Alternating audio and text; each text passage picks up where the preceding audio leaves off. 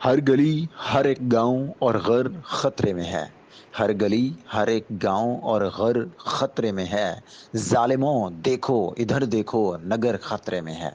سندھ بھی میرا بلوچستان بھی پنجاب بھی شاخ کا کیا تذکرہ، پورا شجر خطرے میں ہے۔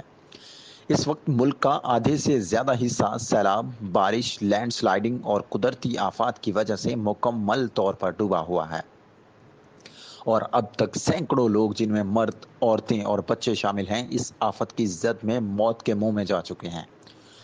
انسانی لاشیں پانی پہ بے قدر و منزلت ایسے تیرتی پھر رہی ہیں جیسے زمین پر کیڑے مکوڑے ہوتے ہیں جنہیں بنا دیکھے پاؤں تلے رون دیا جاتا ہے۔ لوگوں کے پاس کھانے کے لیے ایک نوالہ تک نہیں، پینے کے لیے صاف پانی ملنا نایاب ہے، لیکن ڈوبنے کے لیے قیمتی زندگیاں نگلنے کے لیے پانی کی لہریں ہمہ وقت تیار ہیں۔ لوگ بیچارے اللہ پر توکل کے بعد اپنی مدد آپ کے تحت خود کو محفوظ مقامات پر منتقل کرنے میں ایک دوسرے کی مدد کر رہے ہیں۔ قدرتی آفات پر تو انسان کا بس نہیں چلتا، لیکن صد افسوس کہ ہمارے ملک کا میڈیا اس وقت ایسے خاموش تماشائی بنا ہوا ہے جیسے ملک میں آفت نہیں بلکہ رحمت نازل ہوئی ہو۔ ریاست تو ماں جیسی ہوتی ہے جس کے لیے تمام اولاد برابر ہوتی ہے، مگر یہاں پر معاملہ بالکل الٹ ہے۔ جب ریاست کو پتہ چلتا ہے کہ سیلاب میں مرنے والے بلوچ، سندھی، سرائکی یا گلگت کے لوگ ہیں تو ریاست کہتی ہے کہ 2-4 ہزار لوگ مر رہے ہیں نا تو خیر ہے، مرنے دو، ہماری بادشاہت تو قائم ہے نا، ہمارا بینک بیلنس تو بن رہا ہے، ہماری اولاد، رشتہ دار، نوکر چاکر اور کتے بلیاں تو محفوظ مقامات پر ہیں۔ میڈیا کی بے غیرتی کا اندازہ اس بات سے لگایا جا سکتا ہے کہ ان کے نزدیک مریم نواز کو ٹوئٹا کمپنی نے کس برانڈ کا کون سا بیگ گفٹ دیا ہے۔ یہ خبر باقاعدہ ہیڈ لائنز میں شامل کیا جاتا ہے۔ فردوس عاشق اعوان کو ایئرپورٹ پر روک لیا جانا ہیڈ لائنز کا حصہ ہے۔ پارٹی گرل کی وائرل ویڈیو بھی ہیڈ لائنز کا حصہ ہے۔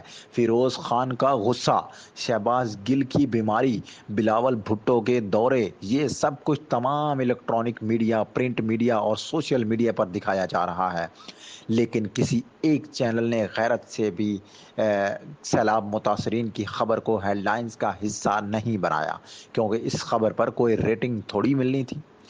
سیلاب کے پانی میں بہتے ہوئے معصوم بچوں کی لاشیں ہمارے منہ پر ایک تماچا ہیں۔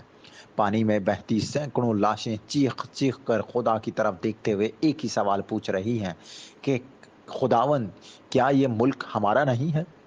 کیا ہم انسان نہیں ہیں؟ کیا ہمارے آباء و اجداد نے اس ملک کے لیے قربانیاں نہیں دی ہیں؟ چلو ہماری زندگیاں تو ریاست کے ان نام نہاد رہنماؤں کے لیے اہم نہیں ہیں، لیکن کیا ہماری لاشیں اتنی سی اہمیت کی حامل بھی نہیں کہ ہمیں مناسب کفن دفن پہنا کر عزت و احترام کے ساتھ دفنایا جائے؟